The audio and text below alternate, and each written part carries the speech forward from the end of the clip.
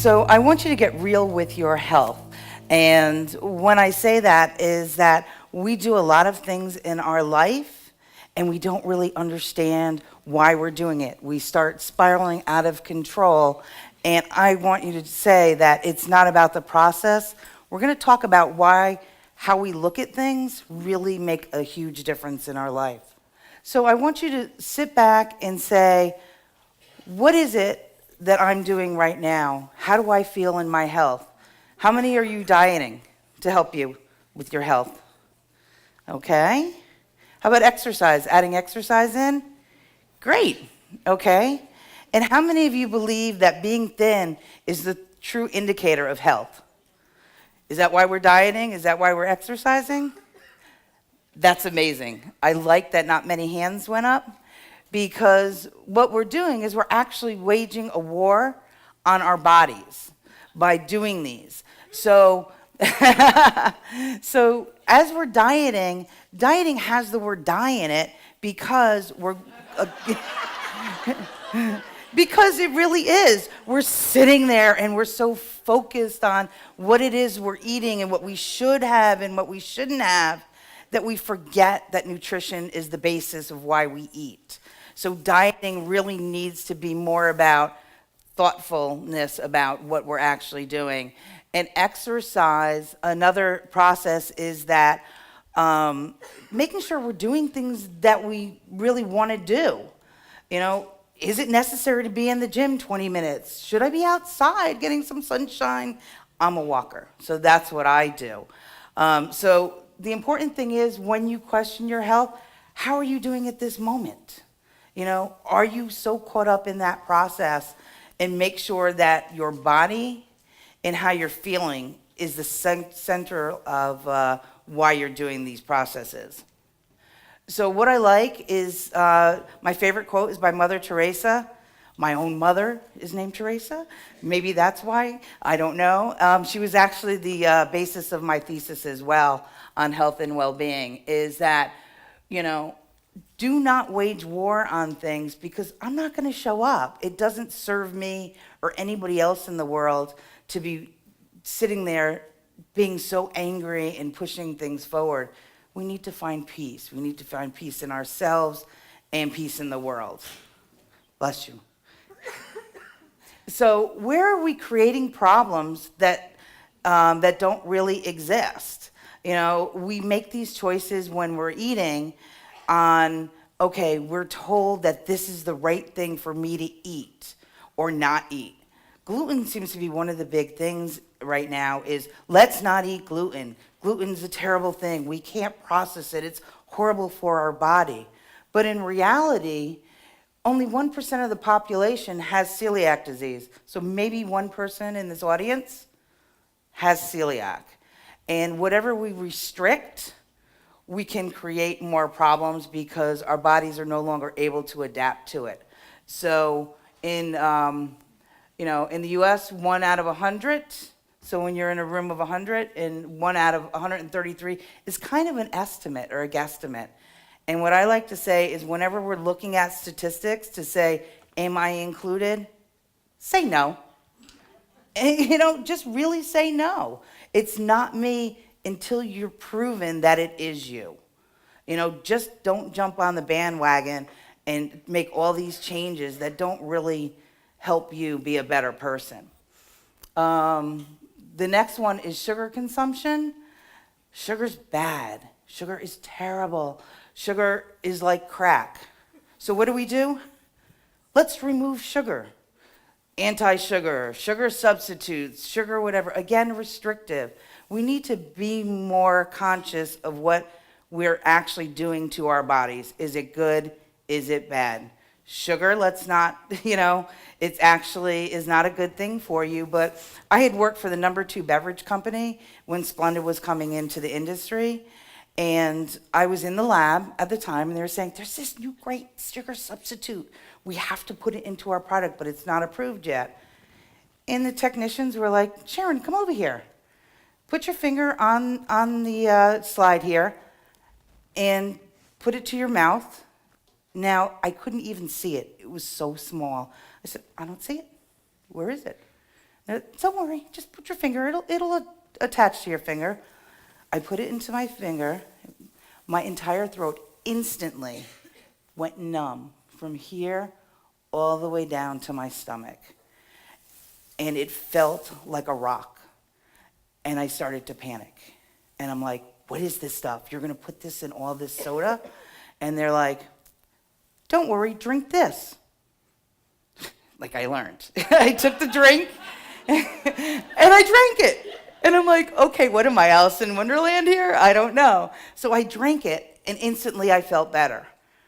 But then I sat and I took a breath and I said, what did I just do? And what are you planning on doing going forward? What was that?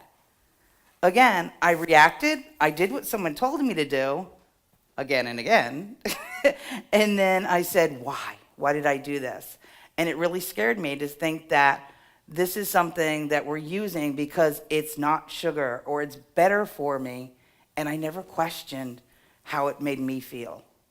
So until I saw the damaging effects, I then reacted again for a quick solution and went, well, this should not, there has to be something better. So sugar is something that we should remove from our diet and do it and add in sugars from natural sweeteners or fruits. So sugar is not bad, and be very careful about what you're replacing things with.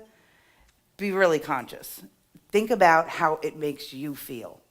So the last thing is, like I said, restriction. How are we restricting things? When I said, this is about our health, how are we doing? Right now, we're okay.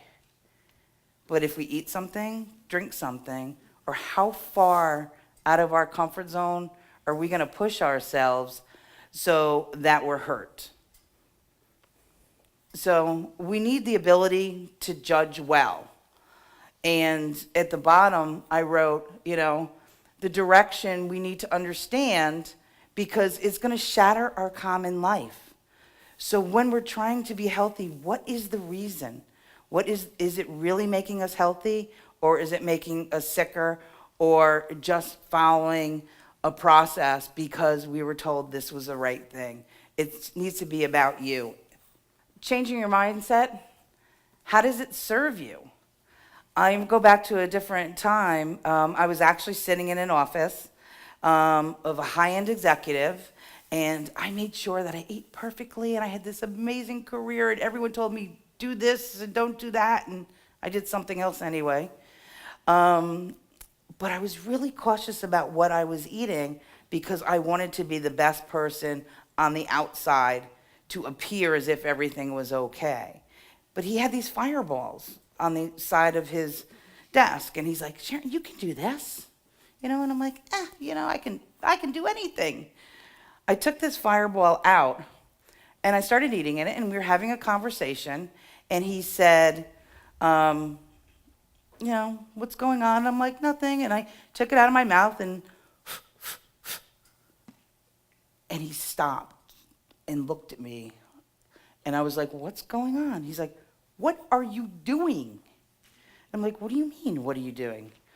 And I realized that I have been told from a little girl that when it's hot, take it out of your mouth and blow on it. And here I am, a top executive, sitting there in a very serious meeting, blowing on a fireball. And I was like, you've got to be kidding me. And I started realizing that happens all the time in our lives. We're told something, we believe it, and then we move on and we add something else until it no longer works. But we don't stop and take a moment to realize that maybe it's time for a change. So how does it serve you? Does it serve you to be on a diet or to be removed from what it is that you're meant to do? The other thing is how much are you investing in your time? Is this taking me an hour a day, 6 times a week, whatever? Can I be doing something better that I enjoy and where I'm meant to be? And is it improving your quality of life?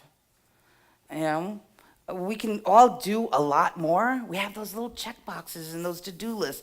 This is good, this is good, this is good, this is good. Done, done, done, done, done. And at the end of the day, we hit the pillow and go, if only I had a moment more. I should have really did this. So really make sure that what we're doing matters. And health, believe it or not, is your birthright. It's not a reward for doing more and taking care of it. It's about allowing yourself to just be healthy and eating in a nutritious way and being active and engaged. What I ask from you is to make sure, let's infuse those positive habits. Reconnect with your food as nourishment. It's not about, I can have that piece of cake today because I ran a marathon yesterday. Or it's not because I can have this because it's been restricted so far. Try to reconnect with whole foods that you know what it's about, So it's more about the results. How am I? Versus here's the process. This is the right thing to do because only you really know what's right for you. If you're thirsty, drink. If you're hungry, eat something that makes you feel not hungry. So awaken. Like I said, awaken to the source.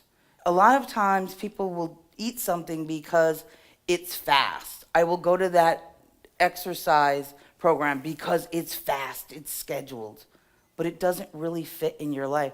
Do you know where something is coming from? I find it really funny that my daughter's school has this nutrition program. And what they say is, this is a chicken, and this is what it looks like cooked. I'm like, what? But then I'm like, okay, let's take it further. And here's all the things that we did to it after to make it go from here to there, and that's not good for us. So the biggest thing that we can do is avoid high fructose and partially hydrogenated sugar in syrups. So if you want to do one big thing for your well-being and making sure what you're eating is the right choice, look for those 2 items and those 2 items alone when you buy something, and let everything else fall away. You'll make the biggest improvement on your health that any other thing that you do will matter. So question labels, who am I? I'm a woman, I can't do that. I need to look a certain way. Because that's how we market our food. This is what makes sense. This is the Heart Association makes it sound like it's a great thing. They bought that label. It doesn't mean anything. So, but we go to the store and we say, let's buy that. The other thing is what is the claim? If I need to tell you this is good for you, probably not. Honestly, it's probably not. Does a body good? Yogurt. Oh, it's good for the body's health. We're the only beings that still drink milk after we're weaned from birth. Look at all the sugar that's in there. That's a great syrupy treat. So we should really look at something that's more whole foods. So, and that works for your life. I don't need to stop living to go to some meeting or to calculate something or to make some grandiose plan. It needs to be simple. It needs us to allow us to have our life in the best way. So actions support sustainable health. I don't do until I can't take it anymore, or I don't do because it's supposed to do something. I do because right now it makes me feel really good. Not sick, not tired, not feeling like I want to crawl up on the stage and go to sleep for an hour. It actually makes you feel good. What I'm asking from you is, as you're doing something, is allow life to happen. Like I said, health is your birthright. It's not a reward for doing more and checking off the boxes. It's about eating nutritious food and doing what we were meant to do and have an active lifestyle that allows us to be out in the world in a big way. So take a deep breath.